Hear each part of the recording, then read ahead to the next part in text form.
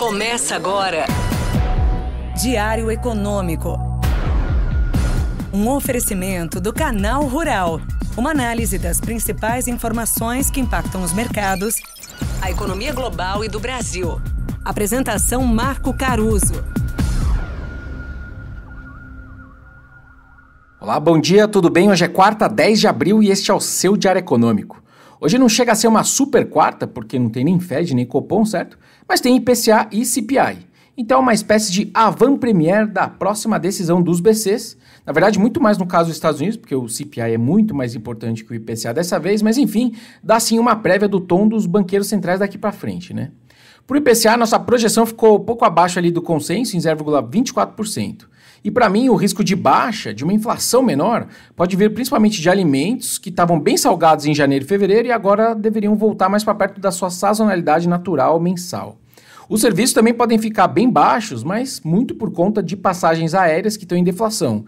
Porque quando a gente olha para os serviços cujos preços são menos voláteis e, portanto, mais inerciais, a dinâmica é bem menos favorável. Aliás, essa é a batalha dentro da inflação mesmo, olhando para frente. Serviços vão seguir pressionados contra os alimentos que vão ancorar o IPCA para baixo. E correndo por fora tem todas aquelas dúvidas sobre o petróleo alto, que não tem sido repassado ainda pela Petro, e energia elétrica. Tinha uma discussão no mercado sobre os riscos de acionamento de térmicas, principalmente por conservadorismo do ONS, que é o órgão ali que opera o setor, e também porque o Laninha pode secar chuvas nas bacias hidrográficas mais importantes na virada do primeiro para o segundo semestre.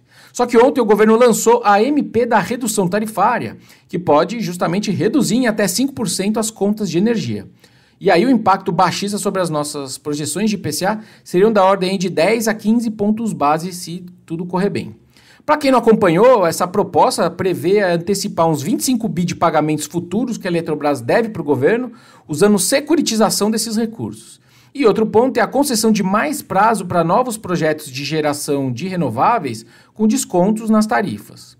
Fora isso, na cerimônia de assinatura da própria MP, o ministro Rui Costa confirmou que eles têm hoje uma reunião, a primeira reunião, com representantes do setor elétrico para buscar saídas para a redução das tarifas no país justamente.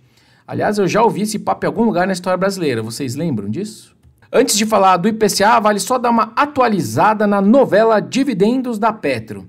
Diz a jornalista Júlia Dualib que a permanência do Prats no comando da estatal ganhou força depois das reuniões entre Lula e Haddad. E, de acordo com as suas fontes, a distribuição de dividendos extraordinários é um assunto pacificado. Depois do hoje não, hoje sim, eles devem, de fato, distribuir metade dos dividendos até o final do mês. Aliás, conforme o próprio Prats já tinha defendido semanas atrás, né? Sobre a inflação nos Estados Unidos, finalmente, tem 3 tendências chaves para o número vir mais bem comportado, segundo os analistas gringos que eu costumo ler. Primeiro é passagem aérea, que também deveria ceder por lá, deflação. Tem também os preços de carros usados e novos, que caíram com as promoções, etc. E, mais importante, o alívio na habitação, que é um preço que foi bem importante, na pressão para cima, e agora está começando a aliviar, conforme o intervalo entre os aluguéis novos e os contratos antigos continua a se reduzir. A cara da inflação pode dar uma melhorada, em que pese esse petróleo alto que vai fazer preço sim na bomba. Para terminar, à tarde também sai a ata da última decisão do Fed, mas ela tem tudo para ser notícia velha depois desse CPI. De qualquer forma, é um documento referente a uma reunião onde, lembrando, as projeções econômicas do próprio Fed foram revisadas para cima, refletindo dados mais robustos. Então, deve ter uma precaução ali no conteúdo dela. Ao mesmo tempo, foi uma reunião em que eles discutiram a possibilidade de tirar um pouco o pé do enxugamento de liquidez, o famoso quantitative tightening. Só que o tom geral, como eu disse, deve refletir um cenário base de 3 cortes de juros esse ano e olhe lá. Vamos ver. Bom dia, bons negócios e sorte sempre. Você ouviu? Diário Econômico. Um oferecimento do Canal Rural. Uma análise das principais informações que impactam os mercados, A economia global e do Brasil. de segunda a sexta, às 6 da manhã, no Spotify e YouTube.